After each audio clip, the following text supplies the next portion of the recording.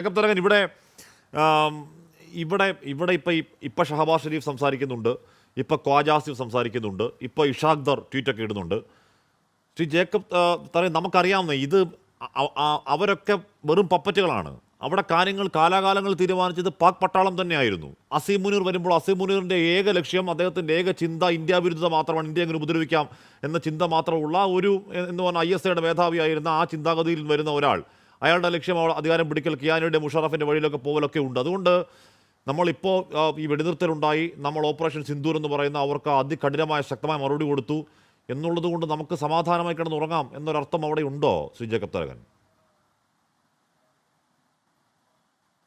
ഹാഷ്മി, നമ്മളുടെ ആദ്യത്തെ ഡിസ്കഷനിൽ ഞാൻ പറഞ്ഞത് ഞാൻ ഇപ്പോഴും ഓർക്കുന്നുണ്ട്. ഇത് തോറ്റാലും ഭയങ്കരമായിട്ട് തോറ്റാലും പാകിസ്ഥാൻ സേനയുടെ എക്സിസ്റ്റൻഷ്യൽ റിനൈസൻസ് ആണ്. അതായത് അവരുടെ ഇടിഞ്ഞ നിലവാരത്തിൽ ഇപ്പോൾ പാകിസ്ഥാനിൽ ആൾക്കാരോട് അവർക്ക് പറയേണ്ടത്, ഞങ്ങളാണ് പാകിസ്ഥാനെ ഇന്ത്യയിൽ നിന്ന് രക്ഷിച്ചത്. ഇപ്പം അവർക്കൊരു പുതിയ ഫേസ് പിന്നെയായി.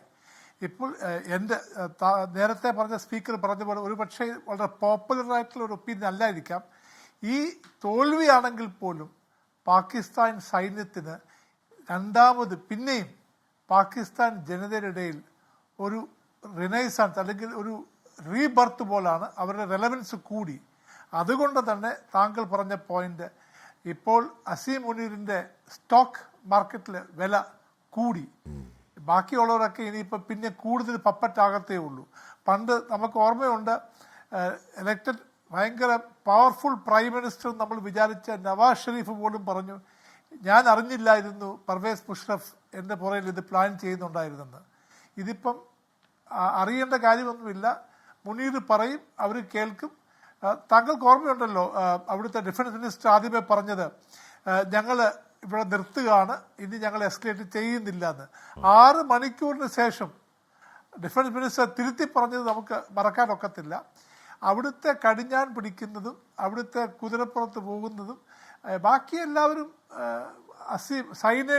സേനയുടെ അടിമകളാണ്. അവർക്ക് സേന പാട്ടുപാടും, എവർ ആടും. അതാണ് അതിൻ്റെ നിയമം. വേറെ വലിയ ചേഞ്ച് ഒന്നും വന്നിട്ടില്ല.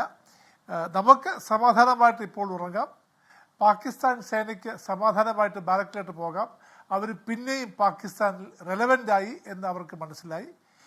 അവരുടെ ആൻറ്റി ഇന്ത്യ സ്റ്റാൻസ് കുറച്ച് നാളത്തേക്ക് അവർ പുറത്ത് കാണിക്കത്തില്ല. അവർ പിന്നെയും പട്ടിയുടെ വാല് കുഴലിൽ നിന്ന് എടുത്താലും പിന്നെയും വളയും. അതുപോലെ ഇപ്പം കുറച്ച് ദിവസത്തേക്കും അത് കുഴലിൽ കിടക്കും, അത് പിന്നെയും കുഴലിൽ മാറുമ്പോൾ വളയും. അതിന് യാതൊരു സംശയം വേണ്ട.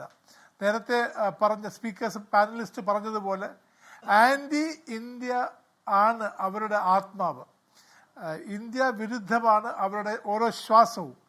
അത് മാറണമെങ്കിൽ വേറെ പലതും നടക്കണം, അതിന് സമയമെടുക്കും. ഓക്കെ.